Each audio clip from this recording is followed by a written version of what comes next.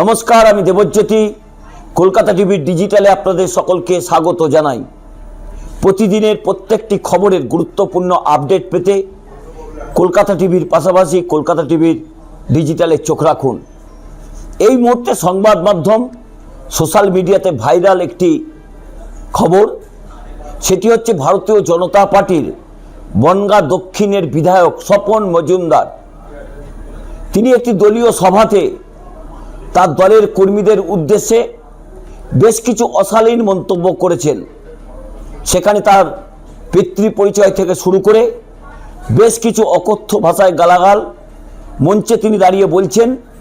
তার সামনে লাগানো রয়েছে মাইক, তারপরেও তিনি সেই ভারতীয় জনতা পার্টির কর্মীর উদ্দেশ্যে অকথ্য ভাষায় গালিগালাজ করছেন।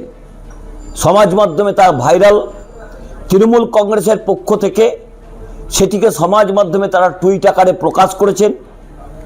সেখানে তাদের দেখা যাচ্ছে যে সেই স্বপন মজুমদার সেই ভারতীয় জনতা পার্টির কর্মীকে কী ভাষায় গালাগালি করছেন। এই প্রথম নয়, এর আগে ভারতীয় জনতা পার্টির নেতা শুভেন্দু অধিকারী, এর আগে ভারতীয় জনতা পার্টির নেতা শ্রমিক ভট্টাচার্য, এর আগে অসীম সরকার হরিণঘাটার ভারতীয় জনতা পার্টির বিধায়ক, যিনি এখন গৃহবন্দী রয়েছেন। গত কয়েকদিন আগে পবিত্র কোরআন সম্বন্ধে বেশ কিছু মন্তব্য করার পরেই তিনি কিন্তু গৃহবন্দী হয়েছেন, কারণ তার বিরুদ্ধে প্রায় 900টি এফআইআর হয়েছে। একটি ধর্মগ্রন্থকে যেভাবে তিনি আঘাত করেছেন, একটি ধর্মপ্রাণ সংখ্যালঘু মুসলমানদের যেভাবে আঘাত করেছেন, তার জন্য তিনি আর বাড়ির বাইরে বেরোতে পারছেন না। হরিণঘাটাতে হিন্দু অধ্যুষিত এলাকাতে তিনি রাজনৈতিক প্রচার করছেন। 26-এর নির্বাচনে তিনি আদৌ টিকিট পাবেন কিনা তা নিয়েও যথেষ্ট প্রশ্ন উঠছে। এখন প্রশ্ন উঠছে ভারতীয় জনতা পার্টির নেতারা কেন বারবার লাগামহীন মন্তব্য করছেন। কারণ তারা কিন্তু শালীনতার মাত্রা একেবারে ছাড়িয়ে বিভিন্ন রকম মন্তব্য করছেন।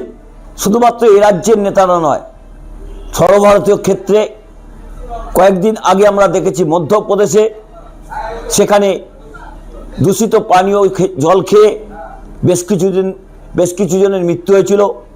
সেখানে কৈলাস বিজয়বর্গীর মুখেও একই কথা শুনেছিলাম। সেই জায়গাতে 26-এর বিধানসভা নির্বাচনের আগে বনগাঁ দক্ষিণের ভারতীয় জনতা পার্টির বিধায়ক স্বপন মজুমদারের সেই অশালীন মন্তব্য সমাজ মাধ্যমে ভাইরাল। কি বলেছেন স্বপন বাবু, আপনারা একটু দেখুন।